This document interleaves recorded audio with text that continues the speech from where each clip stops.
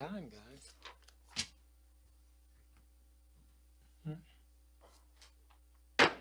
Call this meeting to order. Mary, read the roll. Present. Here. Here.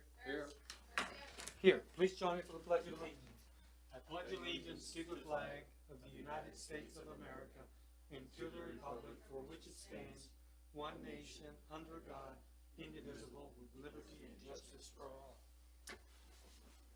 I'd like to welcome all of those who are presently with us, those who are joining by YouTube and social media, whatever the case may be. We are having a special meeting today in regards to the electrical cost plan. With that being said, I'm going to turn the attention over to our city manager, Alan Lanning. Alan? My apologies for an extra meeting tonight. Originally, we had scheduled this because we thought we were going to have you approve documents to apply for a loan that the Kansas legislature has made available to municipalities. After looking further into that, we kind of felt like one of the evaluation criteria was going to be reserves. And so looking at that, we felt that that might reduce our chances to secure a loan. So in order to get out in front of that, with a lot of work from Dustin and Mary put into this, we sent you a couple of documents last week. One on March 4th, which was sort of the three areas that we outlined for the 1.229 million, which is what we think the number is going to be. It may not be that exact number, but pretty close is what we've been told by Prairie Land. We could borrow the money, pay the costs up front, and secure repayment or not secure repayment. And then on March 5th, we sent you another document that really outlined the plan for us, was to take the 1.229 out of three projects that we had in reserve, which is the 7 Mile tie project, insert 450 from the switchgear phase, and 204 from electric reserves to cover the costs up front of the cost from Sunflower. Then we sent you a cost estimate page that broke those numbers down for you so that you could see that, totaling 1.27. And we also proposed in that letter to add an $8 meter charge. That effort to calculate all of those costs on a per use basis would prove to be very difficult. So we thought an equitable way to do this was the cost breakdown of $8 per month over 4 years. That would repay all the reserve amounts. I've tried to highlight that in a communication form for you. And with that, we'll open it up to discussion. That sounds real good to me, except for I think for the small business, we ought to go to $35 a month. And for the large commercial to $45 a month. And that stuff comes off in 4 years, right? Yes. I'm for that. I think that's the best we can do.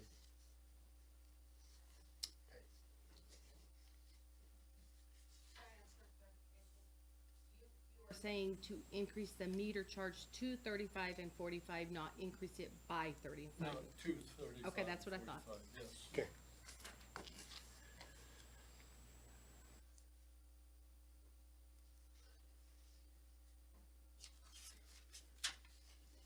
Any thoughts from the commission? Is that because you want to pay this off like in 2 years instead of 4 years, or what? I just think that that would be the fair way to do it. If it pays off a little faster, that's fine.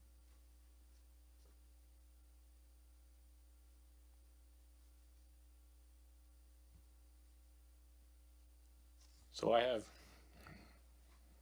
was looking at the budget myself when I was reading through the budget, looking at the electric reserves. In my budget, it shows that there's like 850, almost 900,000 in the electric reserve itself, separate from the money that's in the SURF and the MERF. So I didn't know, why was it, basically why are we hampering these two projects so hard when there's still extra money in the reserves that could be used instead of completely hampering these projects so much? It's because some of that money in the reserves is already allocated for other expenses, and it's employee benefits is what it's allocated for. Cause when we looked at that, we looked at what was coming in and what was going out, and that's why we put it to just the 204. And you can't spend more than what you're budgeting for the year, right? The reserves are different. The reserves Yeah. are different. You can, they are not subject to budget authority.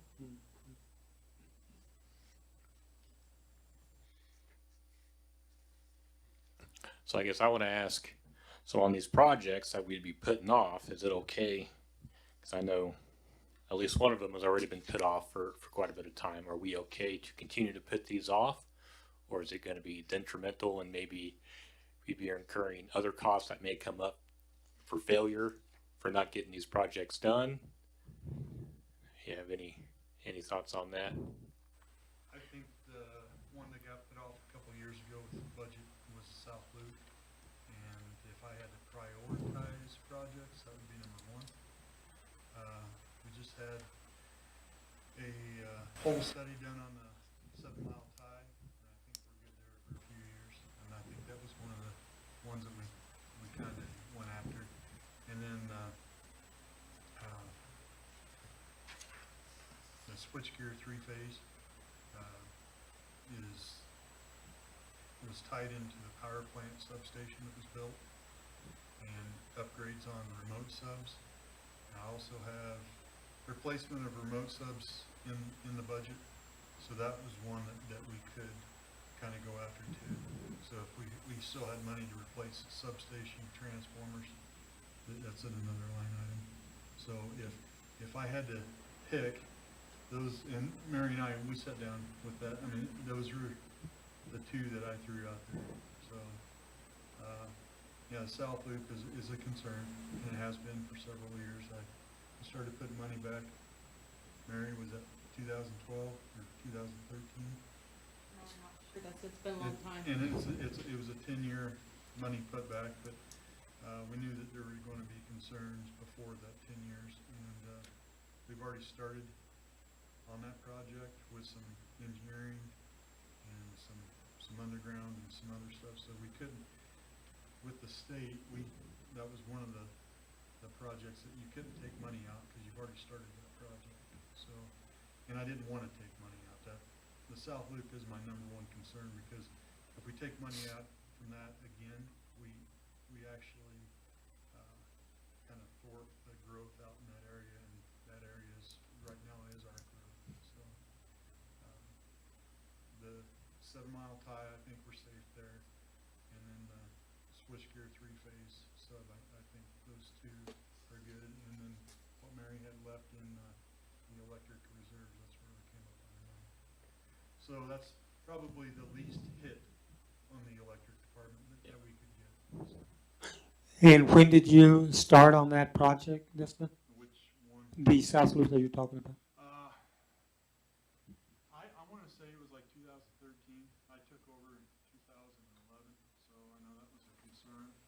And with the budget the way it is, it was always a year off. So I want to say it was either 2012 or 2013.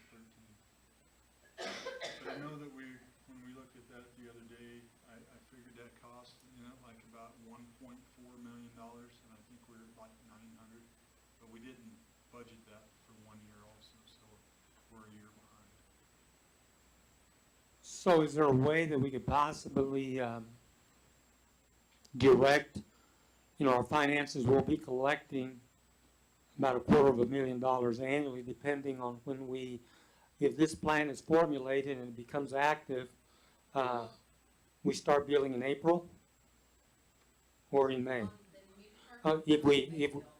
Yeah.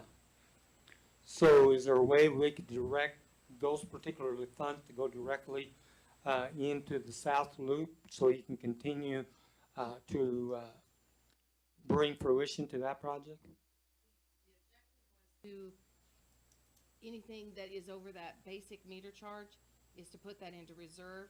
However, this year we may be bound by budget law, so that amount will go into reserve next year, because I still have to abide by the budget, so. Mhm.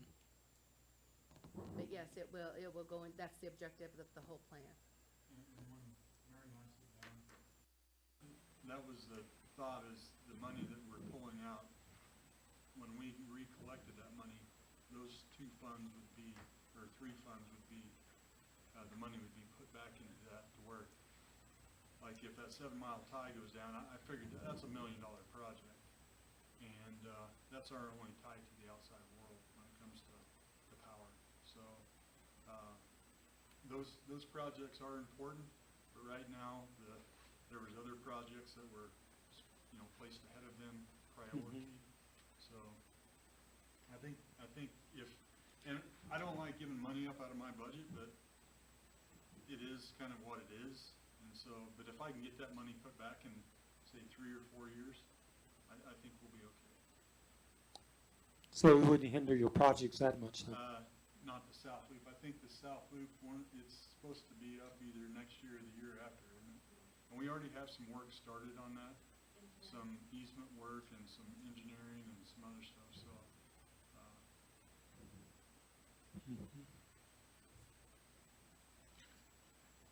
This kind of shuffling is always a calculated risk on projects, but I think there's every intention to restore the funds as they were utilized for payment to Sunflower. And it beats paying interest on a loan. Yes. Huh? Yes. So one of the other options that was thrown out there before was Sunflower approached you about possible contract extension and eating the cost via that way. Do you have any other details of what that would be beyond what's in here? Well, I think that's a longer term conversation.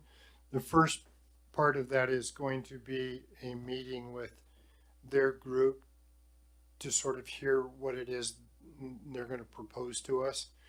And so my assumption is that if they're negotiations or just conversations, they are going to take some time.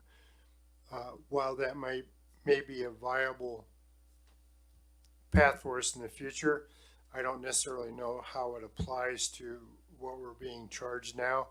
And I think the necessity of paying this by May is more pressing than those negotiations. So I just, it's a timing issue.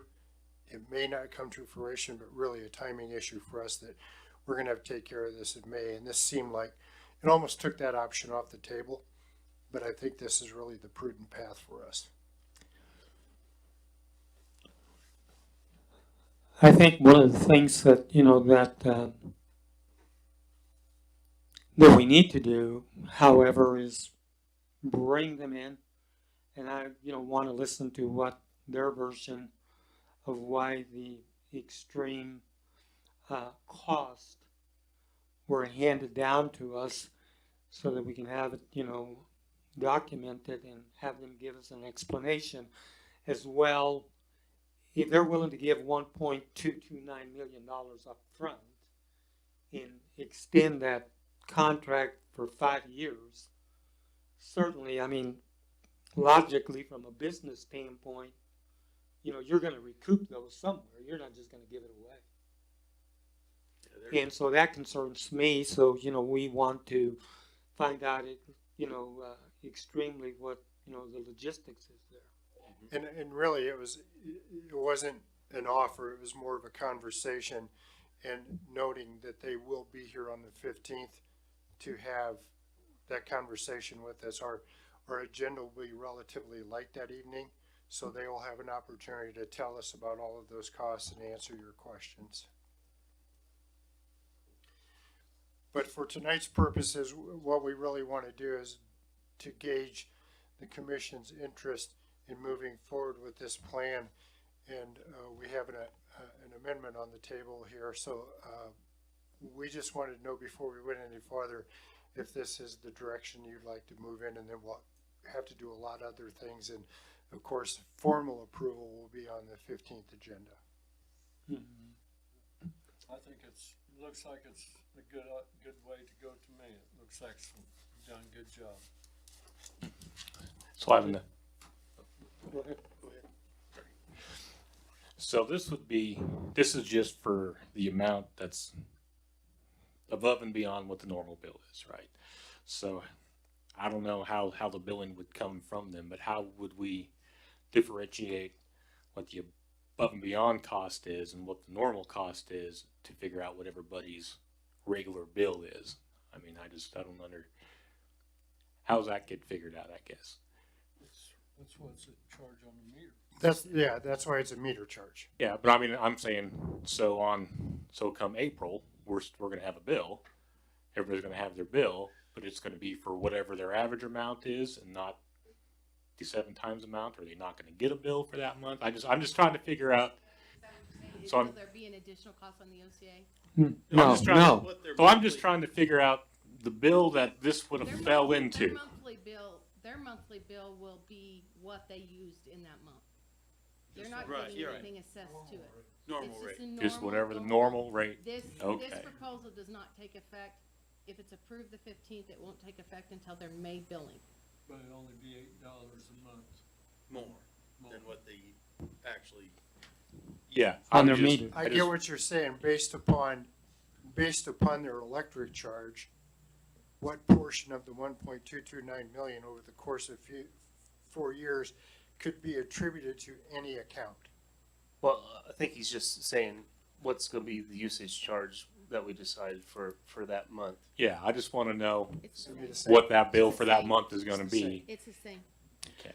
The only thing that's gonna be different is they'll have that additional on the meter charge. That's all we're asking for. So let me ask you this. I had a business confront me today about the fact that he said that he might not be interested in having his meters charged.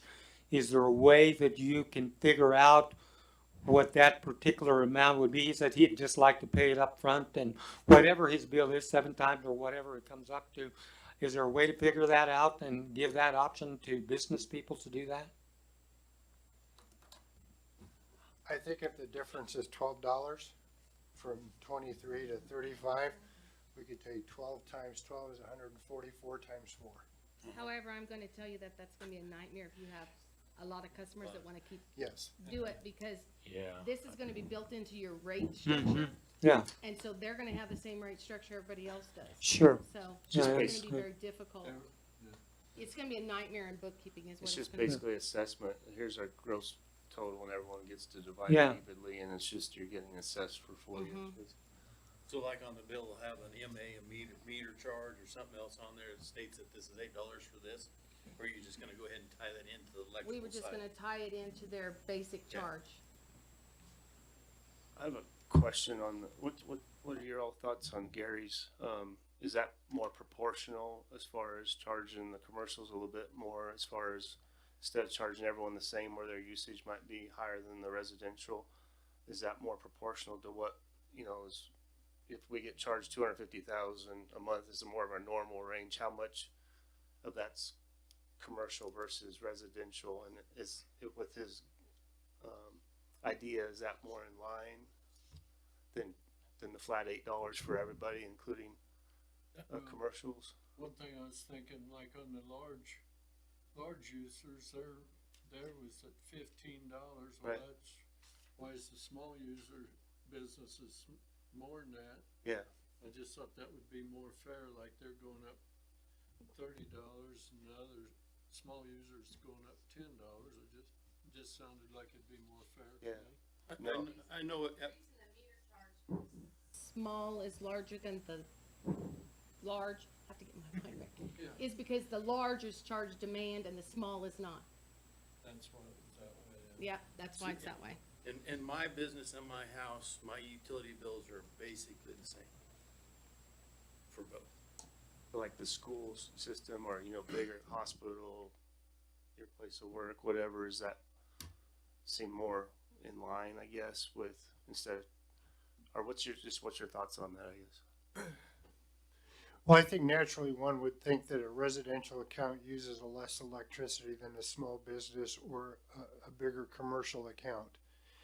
And while the numbers seem higher, the increase for the small commercials is $10 a month versus $8 for residential. Now it's a little bit larger for the big users. That it goes up $25, or was it 15 to 45? So it goes up $30 a month. But I think in charge, you know, one would naturally think that they use more, and that's a fair solution. I think the real difficult part would be justifying or telling a residential consumer that they're sharing the same cost as a big user or Yeah, business. no, I think I've had that question asked to me too, so So Yeah. I think glad that's you brought it. Dollars across the board, help me if I'm thinking this through right, Dustin, is this, we generated, so that's why we kind of put it equally upon everybody, because you're gonna use your same consumption, but we generated our power. This is a cost from Sunflower that we were passing on equally. That was our thinking, that was my thinking anyway, The less impact per household. yeah, Yeah. and per business. We were looking. Because you have some businesses that have multiple accounts, and so they're gonna get hit $30 every account versus $8 every account. But that was kind of our thinking on that. And I think that's good, and you guys did an excellent job. However, it'd be like Alan, referred to, you'd have a difficult time, explaining why a little lady on a fixed income is paying $8 and a huge business is paying the same amount. And so, I can understand, I don't have any problem, supporting that. I think it's fair, just, that way you can say, hey, here's where we started at, fixed incomes, here's what the small business is gonna hit with, here's what the large businesses, the sooner we pay it off and we get over, those charges come off.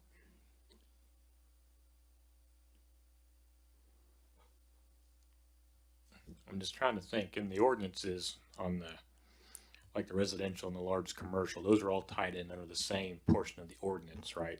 So I think if we were to want to make separate increases on those, would we have to then amend the ordinance in order to be able to do that? No, because there's only a temporal change that you're making. You're not saying you would need a different ordinance if you needed to pass it, if it was gonna be, the longevity involved, if we were gonna change it. Huh? This change does have to be adopted by an ordinance. Sure, but only on a temporal basis is what I'm saying. Right, you After say we that it collect our money. expires once the debt is paid or whatever. Right, Have a sunset. it comes off, yeah, we still have, but we're not going to, never sunset this thing. it comes off after, That when Yeah. the when we money get is paid, paid back. so we're okay there. Okay, me personally, I'm okay with the $8 across the board. So I kind of agree with you guys. That's kind of minimal impact for everybody.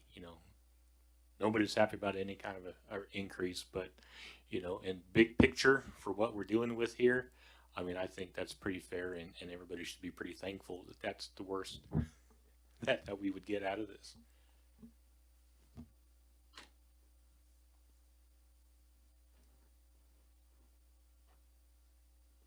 Well, I think we've got some differences of opinion here, but anyway, what do you think, JD? Or JJ doesn't make it? I guess the $8 is a really good amount, and I think most of the residents of Goodland they're gonna be pleased with that. They should be anyway, but, Or at least understanding. and Nobody would understanding. be pleased, but they'd be understanding. Anybody doesn't like to spend more money, right, but I don't know. Making the businesses pay a little bit more, yeah, I'm a business owner. I would love to pay the $8 more. I know there's a bunch of little smaller businesses than what I am.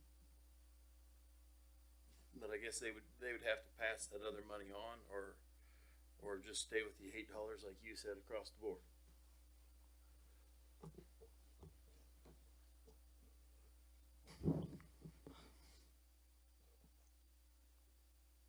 I don't know, but, It's only $2 a month difference there. yeah, Large businesses. I forgot the reason it was $15 is because of the $25 a month demand meter charge. you wanna make a motion? I'd make a motion that we go with what I proposed. Oh, he did make a I didn't Yeah. hear it, yeah. If somebody wants to second it. Yeah.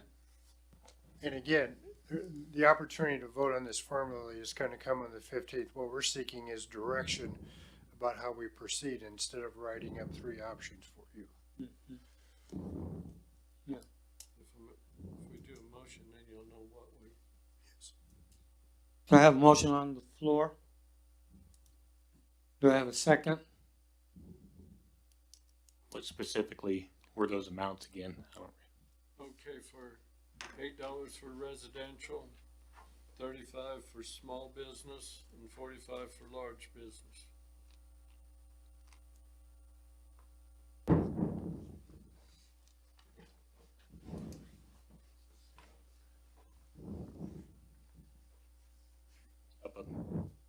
So 8 for residential, and that's above and beyond what the current rates are? Yeah, so you're looking at For the- 23, 23 for small, 35 for small business, and 45 for large commercial.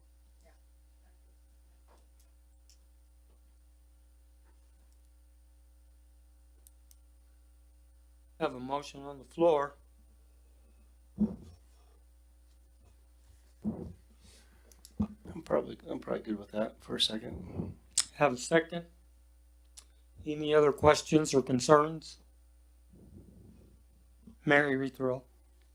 Ramo, Yes. Thompson, No. Howard, No. Ferris, Yes. Garcia. Yes. Any other thoughts, Al, on that, We'll move forward and bring you the ordinance at the next meeting. well, I just, there's not any questions. I'd like to close the meeting unless any other alternative, commissioner has anything to add to the meeting before I give the closing remarks. I'd like to extend my appreciation to Dustin and Mary and Alan.